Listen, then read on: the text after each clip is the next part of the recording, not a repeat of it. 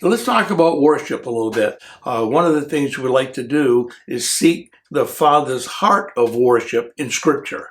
So we get a biblical kingdom picture of worship. One of the Hebrew meanings of worship is, quote, loving God, giving back to Him the love that He has given to us through His Son, Jesus. Worship is not about singing songs or playing instruments. It involves singing songs and playing instruments, yes. Worship is adoration from the heart to the Father's heart, our heart to the Father's heart. Created for worship. For example, relationships by definition require emotional connections. And worship is an emotional encounter with God Himself. And we don't seek the experience in and of itself. We experience an encounter with Him as we sing songs of praise and adoration. All worship comes from heaven. God, the one who is on the throne, is both the source and the object of all worship. And that's why I prefer the term leaders of worship as opposed to worship leaders. A leader of worship is one who acknowledges and receives, experiences the worship that's flowing from God Himself into and through the body and back to the one who is on the throne. It's an awesome, powerful encounter. I've been in worship services where 3 or 4 songs, for example, turned into 2 hours of just singing, worshiping God from the heart. Worship is very important because worship is also the highest form of prayer. Anything that is not of God cannot stand in worship because we worship His presence. I'll give you an example.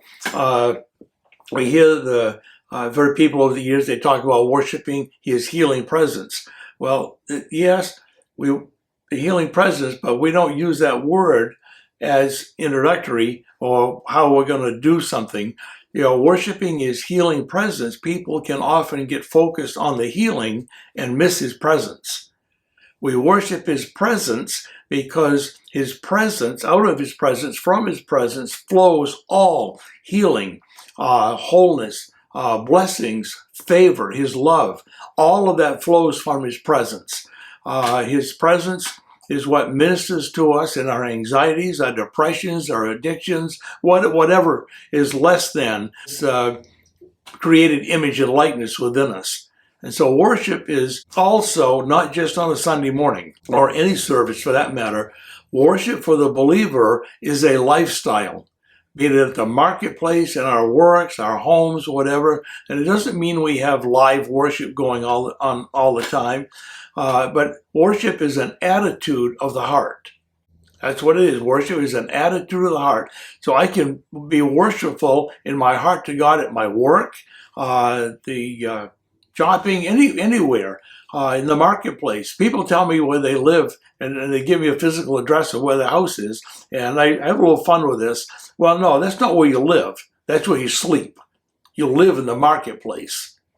That's a biblical principle. Jesus was always in the marketplace. The marketplace is where people, shop, educate, school, businesses. People ask me all the time, a lot of times people come in and say, Jim, this is my business. I own this business, but I don't know what my ministry is. This is your business. This is your ministry. Ministry and business in the original language are synonymous. They're one and the same. I know one couple, I'm not going to mention names because I don't know who hears this, and it's all good stuff. But there's one couple in a different state. They have their names blank and blank over the big storefront window. It has under that what they do. And they start every morning in their company with prayers and devotions and worship. Every time they're open. It's just again, worship is a lifestyle. It's a style of life. It's a style of living, walking this out with hearts of gratitude and thanksgiving unto a holy God. As we worship in spirit and in truth, in John chapter 4, it blesses the Lord, it ministers to the Lord. And I use that language, and people say, well, come on, Pastor Jim, why does Jesus need to be ministered to? He's created us to be ministered unto him, to bless him. The Old Testament, it talks about the fragrance of worship, even our prayers as incense, sweet smelling incense, the aromas into the very nostrils of God. It's in the Hebrew language. The prayers of the saints, the worship of the saints rising up to him, and he breathes that in. It blesses him, makes him pleased with his people. There's a song, Shout to the Lord. At the end of that song, it says, the promise that I have in him. We're singing that song. At the end of it, God tweaked, that's one of my favorite words. We just tweak it. It's like the proverbial telescope, how you tweak it to get a clear focus. The words at the end were changed by the Spirit. He spoke these words to my heart. The promise that I am in you. People ask the question, is there a right way to worship or a wrong way? How do I know that what I'm doing is right or correct? Again, it comes back to the heart. It's a heart after God. I refer to David. People say, well, David knew the way back to God. Yes, he did. But the whole context of that is David knew the way back to the Father's heart of worship.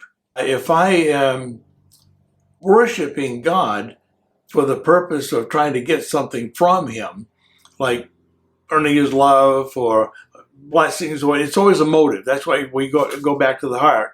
What is my motive? My motive is just to love God, just loving him and blessing him. Again, ministering unto the Lord. I guess my simple response to right way, wrong way goes down to the motives of the heart and what our understanding is of worship. We teach a lot on worship because a lot of people do not know what true worship is. In John 4, Jesus says that even now, present tense, even now, the Father is looking for, he's seeking for those who will worship him in spirit and in truth. So right there goes right back to the heart, Father's heart of worship. So talking about worship, we don't have services on Sunday morning. That's something God spoke to us before we actually acquired the property, because we do not want to be seen as a church. We want to be seen as the church. Everything we do is unity in the body. We do have a service on Tuesday nights. Every Tuesday night at 7 o'clock, come together to worship his presence. We have a time in the Word, a time of worshiping his presence, then flowing out of that a time of praying over one another, praying for one another. Again, it's part of the teaching and training. We see Tuesday nights as a venue, if you will, of equipping the saints and helping believers come into that place of the lifestyle of worshiping a holy God who created us in his image and likeness.